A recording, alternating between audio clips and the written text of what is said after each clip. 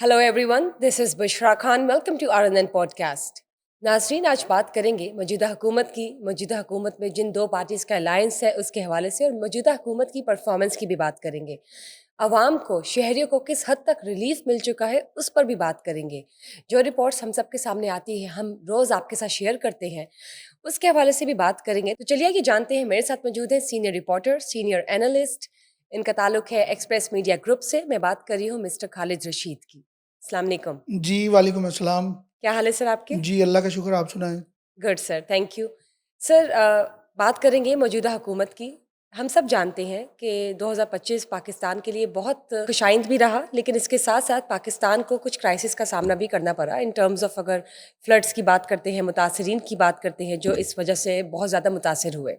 मौजूदा हुकूमत की अगर परफॉर्मेंस की बात करते हैं, आप उसको किस तरह से एनालिसिस उसका करेंगे? जी, मौजूदा हुकूमत की परफ़ॉर्मेंस के हवाले से अगर देखा जाए तो इस वक़्त सोशल मीडिया पे, टिकटॉक पे और एड्स पे गवर्नमेंट की परफ़ॉर्मेंस तो बहुत ज़बरदस्त जा रही है। उसको अगर 100 में से 100 दें तो मेरा ख़्याल है कि मैं तो 100 में से 120 दे दूँगा, क्योंकि इतनी अच्छी परफ़ॉर्मेंस है एड्स के हवाले से। वो एड्स सोश की बात कर रहे जी, हैं आप? इश्तिहारात में तो गवर्नमेंट की परफ़ॉर्मेंस जो है ना वो आसमान की बुलंदियों को छू रही है। तो एड्स जो हैं वो सोशल ठीक। मीडिया पे भी चल रहे हैं, दूसरे मीडिया में भी चल रहे हैं, अखबारात की ज़िनत भी बन रहे हैं। तो एड्स में तो गवर्नमेंट की परफ़ॉर्मेंस जो है 100 बाई 100 है। अच्छा, मैं कुछ सेकंड्स के लिए समझ नहीं पाई कि आपने 100 में से 120 किस बात पर दे दिए? वो अब समझ आई कि आपने एड्स के हवाले से 120 दे दिए जी, उन्हें। 20 ठीक, इसलिए भी ठीक। दे दिए कि सोशल मीडिया पे जो गवर्नमेंट के खिलाफ जो भी बंदे बात करते हैं ना, कोई भी रिपोर्ट्स देते हैं, गवर्नमेंट उनको कैच कर लेती है। तो वो 20% की जो मैंने ऐड वो की बात की है, बोनस है उनका। 100% तो चलेगा ना गवर्नमेंट के डायरेक्ट।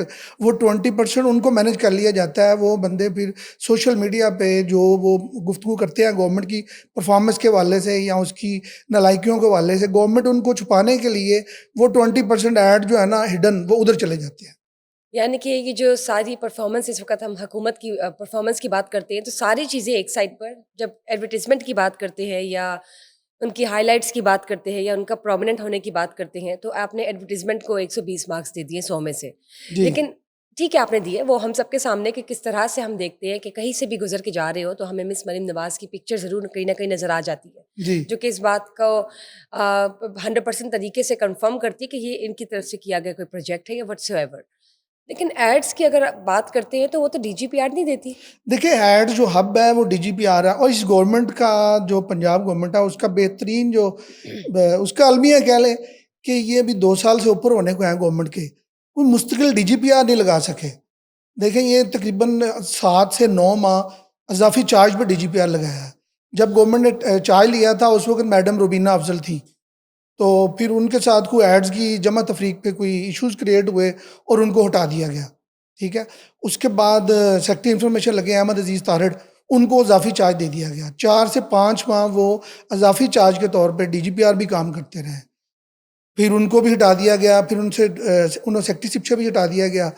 उसके बाद जो है वो शहनशाह फैसल अजीम एक बड़े अच्छे ऑफिसर थे, उनका 2 दफ़ा इंटरव्यू हुआ। एक दफ़ा जो मेरी इतलात है, एक दफ़ा मरियम औरंगज़ेब ने उनका इंटरव्यू किया और एक दफ़ा सीएम ने खुद उनका इंटरव्यू किया। उनको इंटरव्यू करने के बाद उन्होंने सेलेक्ट किया और उन्हें लगाया। लेकिन वो भी शरीफ आदमी मैं कहूँगा उन्हें, वो भी ऑलमोस्ट तकरीबन कोई 26 से 27 दिन ही निकाल सके, यानी महीना भी पूरा नहीं कर सके। वो भी चेंज हो गया है। इससे आगे अगर चले जाएँ तो उसके बाद फिर एक और पीएमएस ऑफिसर थे जो इमरान खान के दौर में जिनके बड़े किस्से मशहूर हुए हैं मुज़दार दौर में। वो डिप्टी कमिश्नर रहे हैं एक ज़िले के, वहाँ पे कुछ मामलात हुए थे, खैर वो अलहदा से डिबेट है। वो उनको डीजीपीआर लगा दिया। तो इस टन्योर में सिर्फ वही डीजीपीआर है, लेकिन वो भी 1 साल पूरा नहीं कर सके। वो भी तकरीबन कोई 11 माह और कुछ दिन जो है ना वो करने के बाद उन्हें भी हटा दिया गया। उसके बाद फिर सेक्रेटरी इंफॉर्मेशन को चार्ज दे दिया गया। सेक्रेटरी इंफॉर्मेशन सैयद ताहिर रज़ा हमदानी बड़े अच्छे ऑफिसर हैं, उनको चार्ज दे दिया गया और वो डीजीपीआर करते रहे। डीजीपीआर का इजाफी चार्ज भी उनके पास था और उसके साथ सेक्रेटरी इंफॉर्मेशन का चार्ज भी उनके पास है। सेक्रेटरी इंफॉर्मेशन वो भी हैं, लेकिन अभी थोड़े दिन पहले इन्होंने फरीद अहमद नाम के एक बंदे को दोबारा नया डीजीपीआर लगाया। अब ये देखते हैं कि वो कितने दिन चलते हैं, ये कितने माह चलते हैं। आपने मेरे साथ पूरी लिस्ट शेयर की है उन तमाम लोगों की जिनको डीजीपीआर के लिए अपॉइंट किया गया टर्न बाय टर्न। इवन कि इनमें से कुछ वो भी हैं जिनको मिस सीएम साहिबा ने खुद से कुछ लोगों का इंटरव्यू किया। जी लेकिन आपका इशारा किस तरफ है? मतलब डीजीपीआर लगाए गए, कुछ लोग सर, शरीफ थे, महीने के लिए रहते हैं, फिर 2 महीने बाद चले जाते हैं। मतलब आप कहना क्या चाह रहे हैं? मैडम, कहना मैं ये चाह रहा हूँ कि गवर्नमेंट की एडवर्टाइजमेंट के हवाले से मुख्तलिफ मामलात होते हैं डीजीपीआर के अंदर। उस मामलात में जो ऑफिसर वो चेक हो गए या रिपोर्ट्स हो गई या वो जो भी है वो साइन नहीं करता, उसको हटा दिया जाता है, उसकी जगह पे नया बंदा अपॉइंट ऐसा हो क्या जाता होगा है। जो साइन नहीं होता नहीं, वो डीजीपीआर में? देखिए एडवर्टाइजमेंट के हवाले से ऐसी क्या आपको लगता है कि क्या हो सकता नहीं, है? ये बेसिकली इस गवर्नमेंट में ये ज्यादा हुआ है। वैसे तो ये परवेज लाई की गवर्नमेंट में भी चलता रहा है। ये शहबाज शरीफ जब पंजाब के चीफ मिनिस्टर थे उस वक्त भी चलता रहा है, ये चलता आ रहा है। लेकिन इस दफा ये ज्यादा एलेबोरेट हो गया ठीक। क्योंकि माजी के कुछ सियासी गवर्नमेंट्स ने अपनी एडवर्टाइजमेंट जारी की थी जिनका अरबों रुपए का बजट था। ठीक। वो बजट अभी तक जो है ना टर्न बाय टर्न घूमता घुमाता आगे तक आ जाता है। ये कहते हैं जी हम उसकी लाइबिलिटी क्यों उठाएं, वो जो अफसरान होते हैं वो लाइबिलिटी नहीं उठाते, इसलिए वो एडवर्टाइजमेंट में सारे मामला चल जाते हैं। इसी वजह से वो जो अफसर है डीजीपीआर जो लगता है वो टिक नहीं पाता। ठीक हो गए। तो यानी कि हम कह सकते हैं कि परफॉर्मेंस हुकूमत की बेहतरीन जा रही है एडवर्टिजमेंट्स के हवाले से, और उसकी वजह से डीजीपीआर का जो सिस्टम है वो कुछ अनइवन भी रह जाता है जी इस इन मामलात की वजह जी से। और लाइबिलिटीज़ जो हैं वो पूरे जो हेड्स हैं वो हर कोई उसका जो है कह सकते हैं कि बेड़ा उठाने को तैयार ही नहीं होता तैयार नहीं है, बिल्कुल ऐसे फ्यूचर ही के है। लिए। ठीक हो गया। लेकिन आप देखिए मौजूदा हुकूमत की ही बात करेंगे, उन्होंने बहुत से कवानीन नाफिज भी किए हैं, बहुत से कोई नए किस्म अच्छा, की। इसमें मैं एक बात आपको ऐड कर दूं। जी। देखिए, पंजाब की जो मिनिस्टर इंफॉर्मेशन है उज़मा बुखारी साहबा, तो बड़ा अच्छा गवर्नमेंट को जो है वो रिप्रेजेंट कर रही हैं, हर महाज पे बोल रही हैं। लेकिन उनकी देखिए तरबियत तो उनकी पीपल्स पार्टी की है ना, वो बेसिकली जियाली थी एक। तो जियाली की जो तरबियत होती है वो ग्रास रूट लेवल से वो आई हैं और वो इतना बोल देती हैं। अब तो उन्होंने अपना टिकटॉक अकाउंट भी बना लिया है। उनका टिकटॉक टिकटॉक अकाउंट बन गया है जिसपे वो जो क्या क्रिटिसाइज करती हैं? करते हैं, जो गवर्नमेंट पे क्रिटिसाइज करते हैं वो उन पे क्रिटिसाइज कर रही हैं। ठीक, ठीक, तो ठीक। ये भी उसी टिकटॉक अकाउंट। उसी समझ लेना कि गवर्नमेंट को ऐसी क्यों जरूरत पेश आ गई कि जो मिनिस्टर हैं वो अपना टिकटॉक अकाउंट बना के उसका वो सारे मामला को देखती है। काउंटर अटैक करती हाँ हैं। जी, काउंटर अटैक करती है। ये ठीक है। अच्छी बात है, होना चाहिए। लेकिन गवर्नमेंट का ये अच्छा फैसला है। अब देखें, लड़ाई भी वो कोई भी पीपल्स पार्टी की तरफ से कोई भी स्टेटमेंट आए वो फौरी उसको काउंटर करती हैं। पीटीआई गवर्नमेंट की तरफ से गवर्नमेंट ऑफ पंजाब के खिलाफ कोई भी सीएम के खिलाफ कोई भी स्टेटमेंट आए वो उसको काउंटर करती हैं। परफॉर्मेंस तो उनकी पूरी है। तो इसी ये उन्होंने इसलिए फैसला किया है कि हम जो साइड्स पे लोगों को जो पॉकेट्स बनाई थी, जिनको वो मैंने आप जो पहले कहा है कि 120 जो 20 उधर जा रहा है तो 100 इधर है, तो हम ऑब्लाइज क्यों ना की हम बात इसको कर भी रहे हैं इसी आप? में ऐड कर लें। ठीक, यानी कि जी जो साइट पे ऑब्लाइज किए जा रहे हैं, जी इस तरह से आप कहना चाह जी रहे हैं? जी ठीक। तो ये बताइए इसी हुकूमत की बात करते हैं अगेन। उन्होंने ड्यूटीज़ तो सौंपी है कि टिकटॉक के ज़रिए वो रिस्पॉन्स देती है उन लोगों को जो कि क्रिटिसाइज़ करते हैं मौजूदा हुकूमत को, जिसका वो हिस्सा है जी फ़िलहाल। लेकिन इसी हुकूमत की अगर बात करें तो उन्होंने बहुत से कवानीन जो है वो नाफिज भी किए हैं। क्राइम कंट्रोल रेट जो है काफ़ी हद तक कम हुआ है। गुंडा नासे, डाला कल्चर, मंशियात फ़रोशी, पतंगबाजी, लोगों को लूटने का स्कैम्स, डिजिटल स्कैम्स और भी बहुत से हैं जिनका भी मैंने नाम नहीं लिया। लेकिन इसके साथ साथ इन्होंने असलहा जो कि गैर कानूनी लोगों ने अपने पास रखा हुआ है और कुछ लाइसेंस्ड है, जो कि तकरीबन 10 लाख तक की एक रिपोर्ट तैयार हुई है कि वो है, बाकी जो है वो गैर कानूनी है। वो सरेंडर करना शुरू कर दिए 15 दिन के अंदर। लोगों ने रिस्पॉन्स देना भी शुरू कर दिया है। आपको क्या लगता है कि ये जो एक एक्शन लिया जा रहा है मौजूदा हुकूमत की जानिब से, इससे वाकई क्या क्राइम रेट कम होगा या नहीं? देखिए, ये जो असला कल्चर है और असला की जो नाजायज़ असला के खिलाफ मुहिम है, ये 1947 से चलती आ रही है। ये कोई नई मुहिम यानी कि नहीं है। कोई नई बात ये नहीं है। नवाज शरीफ के दौर में भी चली, ये शहबाज शरीफ के दौर में भी चली, ये परवेज़ मुशर्रफ के दौर में भी चली, ये परवेज़ लाई के दौर में भी चली, ये इमरान खान के दौर में भी चली, ये अब भी चल रही है। इसमें मुस्बत पहलू ये है कि पहले ये होता था कि असला जो है ना वो एक कागजी कार्रवाई के ज़रिए ही सारा कुछ हो जाता था।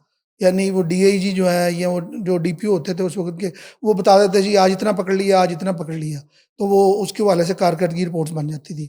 ये पहली दफ़ा हुआ है कि क्राइम कंट्रोल डिपार्टमेंट जो है ना, जिसे हमने पिछली मीटिंग में कहा, ये भी कहा था कि ये क्राइम कंट्रोल डिपार्टमेंट है, तो मैं तो इसको कैश एंड कैरी डिपार्टमेंट भी कहूँगा। और जिसका सबूत कैश देखें, एंड कैरी क्यों? नहीं, जिसका सबूत देखें कि अभी 2 दिन पहले उन्हीं के एक क्राइम कंट्रोल डिपार्टमेंट का ही एक इंस्पेक्टर किसी के साथ तवान के लिए पैसे मांग रहा है, उसकी जान बख्शी के लिए, ठीक है, उसके खिलाफ खैर पर्चा भी हो गया है, वो पकड़ा भी गया है। तो मैंने तो उस सीक्वेंस पे कहा था आज आप तक। नाम ले सकते हैं, मेरे ख्याल से आपने डिस्कस भी किया है जी जी रिसेंट पॉडकास्ट जी, में। तो वो हम उसको डिस्कस, वो जारी बात हो गया, लेकिन मैंने उस वो बात की है cash and carry, crime control department, इसको मैंने कैश एंड कैरी। लेकिन उन्होंने एक काम बड़ा अच्छा किया कि अभी जो लेटेस्ट फिगर है वो तकरीबन 900 के करीब पहुंचने वाली है। तो इस गवर्नमेंट ने ये अच्छा काम किया कि क्राइम कंट्रोल डिपार्टमेंट बनाने के बाद जब इनकाउंटर्स हो गए, उसके बाद से इन्होंने असला मुहिम शुरू की है। एक जो खौफ होता है ना, एक जो डर है और एक जो थ्रेट है, ये उन्होंने वो 900 के करीब जो फिगर इस वक्त लमसम आई है, वो उनको ख़त्म करने के बाद इन्होंने शुरू की है। आपको लगता है इससे तो फायदा होगा और इससे ये फायदा बेहतरी होगा आएगी क्योंकि एक थ्रेट अलर्ट हो गया, एक जो क्राइम कि क्रिमिनल है इम्प्लीमेंटेशन ना, होती जो है, जी जी एग्जीक्यूशन जो होती है। क्रिमिनल हैं उनको एक खौफ उन पे आ गया है, राइट, वो करेंगे। और नजायज असला के हवाले से मैं आपको एक दिलचस्प वाकया सुनाता हूँ। प्लीज। ये परवेज मुशर्रफ के दौर की बात थी। जनरल मोइनुद्दीन जो है वो मिनिस्टर इंटीरियर थे, दोनों इस दुनिया में नहीं, अल्लाह ताला दोनों की मग़फ़िरत फरमाए। तो उस वक्त पंजाब पुलिस ने ये मुहिम शुरू की जी नजायज असला के खिलाफ। तो दो अफसरान ऐसे थे, एक अफसरान जिनको पूरे उस वक्त वो 33 डिस्ट्रिक्ट्स होते थे, तो उनको जनाब उस वक्त बेस्ट परफॉर्मेंस का अवार्ड मिला। ठीक। बाद में वो CCPO लाहौर भी रहे, उनका नाम था चौधरी शफीक। अब ये फर्जी कार्रवाइयाँ डाली थी उन्होंने या जो भी था, ये एक अलहदा से डिबेट है, लेकिन उनकी जो है ना परफॉर्मेंस को एक्नॉलेज किया गया। उसके बाद उसी ही मुहिम में एक ऐसे ऑफिसर भी थे जिन्होंने, गवर्नमेंट की तरफ से प्रेशर था कि जी नजायज़ असला पकड़ें पकड़ें और डेली बेसिस पे फिगर दे। एक ऐसे पुलिस ऑफिसर थे जिन्होंने असला पकड़ा। वो जिस ज़िले में तैनात थे वो खुद क्रिमिनल्स का इलाका था, वहाँ इश्तिहारियों की अमाजगाहें थी। उन्होंने उनसे पकड़ने की बजाय डायरेक्ट KP से ना वो असले के ट्रक मंगवा लिए, दो असले के ट्रक मंगवा लिए कि जी ये शो किया जाएगा कि जी हमने इतना असला पकड़ लिया। अनफॉर्चुनेटली वो ट्रक पंजाब के बॉर्डर पे ही पकड़े गए। ज़ाहिर बात है, DPO साहब उस वक्त SP होता था, DPO नहीं होता था, वो खुद तो नहीं इन्वॉल्व थे। उन्होंने जिनको भी कहा था, वो खैर बाद में इंक्वायरी हुई, उन्हें सस्पेंड भी किया गया, फिर वो उन्होंने तरक्की भी उनकी रही। अब तो रिटायर हो गए, तो भले आदमी थे, बस अब उनका नाम क्या लेना हमने। वो 2 ट्रक उन्होंने लगाए थे खुद। इस चक्कर में कि उनकी एक हाँ वो जी, हो 2 जाए। ट्रक वो असले के लेके आए थे डालने के लिए कि जी ये हमने पकड़ा है। ठीक। तो मैं ये कहना चाह रहा हूँ कि मौजूदा गवर्नमेंट भी जो असला हो ना उसको सीरियल के हिसाब से डिस्कस करे, उसको देखे कि ये वाकई नाजायज़ असला है कि नहीं। यहाँ पे एक घर में रखा होता है 5 लाख वाला, और जो वो जमा करवाते हैं वो होता है 60,000 वाला जो लोकल बना होता है। तो वो नाजायज़ असला तो वही होता है। तो इस पे दूसरी एक बात है कि नाजायज़ असला मुहिम जो है ना वो बड़ी ज़बरदस्त मुहिम है, लेकिन इस पे ये कोई नहीं सोचता कि एक आदमी या एक घर वाले असला क्यों रखते हैं, लीगली असला या नाजायज़ असला क्यों रखा जाता है।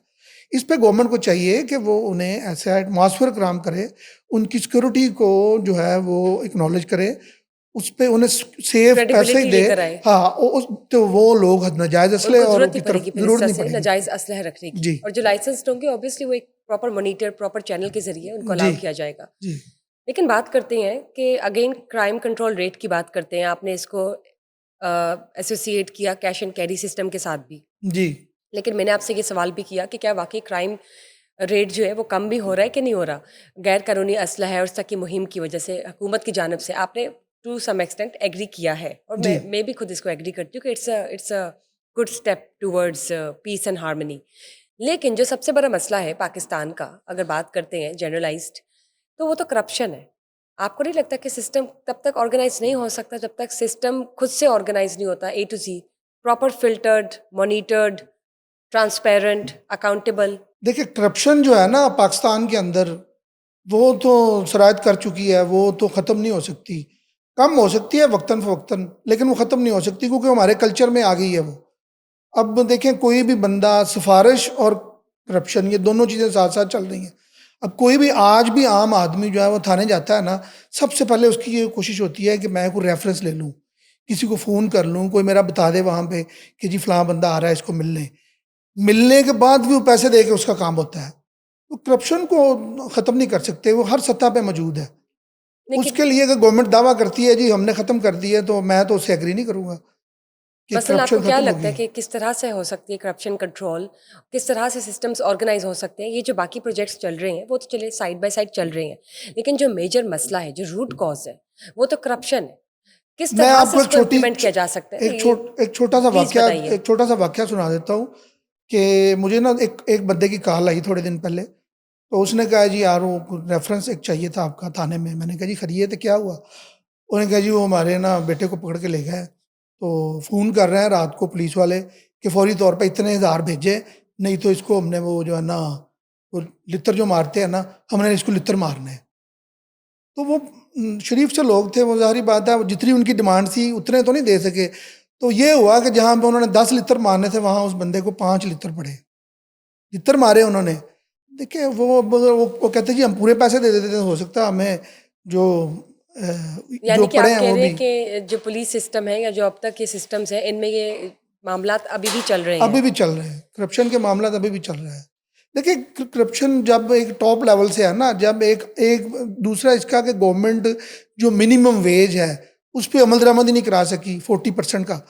अब एक बंदे की तनख्वाह 20,000 है, 20,000 या 25,000, तो उसने घर का किराया है, बच्चों की फीसें हैं, बिजली के बिल हैं, तो वो क्या करेगा? वो करप्शन ही करेगा ना। वो अगर ड्राइवर है तो वो तेल बेचेगा, अगर वो कांस्टेबल है तो वो जिस मुलजम को पकड़ के लाएगा या कहीं जाएगा वहाँ से खर्चा लेगा। अगर वो तफ्तीशी है पुलिस का तो वहाँ से लेगा।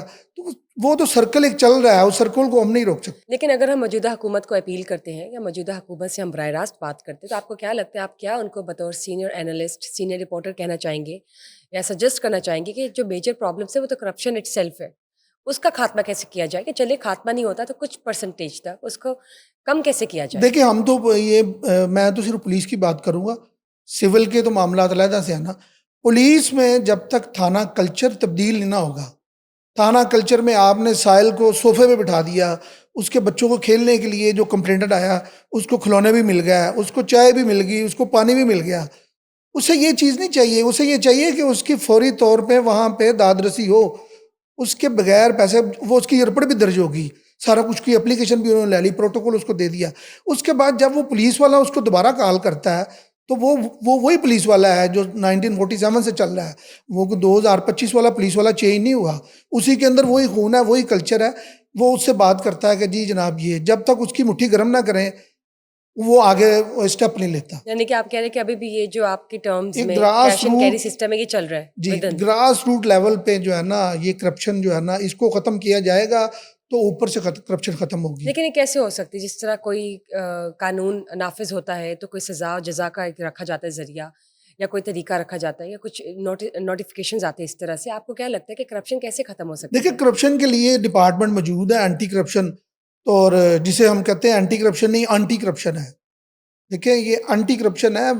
और सुहेल जफर चट्टा साहब जो हैं, जो additional IG crime control department है, वो डीजी एंटी करप्शन भी हैं। डीजी एंटी करप्शन का चार्ज भी उनके पास है। जी। तो करप्शन के हवाले से जो कंप्लेंट है वो उसी फोरम पे जाती है ना। तो कितने केसेस पकड़े जाते हैं, बस वो नॉर्मल से हैं। तो एंटी करप्शन के जो अफसरान हैं सबको पता होता है कि कहाँ पे क्या करप्शन हो रही है, लेकिन वो मैनेज कर लेते हैं। जिन्होंने करप्शन करनी होती है वो पहले एंटी करप्शन या एंटी करप्शन वालों से पहले ही मामला तय कर लेते हैं, उसके बाद से वो करप्शन करते हैं। तो फिर किससे अपील की जाएगी, सजेस्ट तो किसको ये आप करेंगे? गवर्नमेंट, मैं तो कह रहा हूँ कि जो कमांडरेट है, जो जी। पुलिस का कमांडर है, वो देखे ग्रास रूट लेवल पे कोई पनिशमेंट के तौर पे।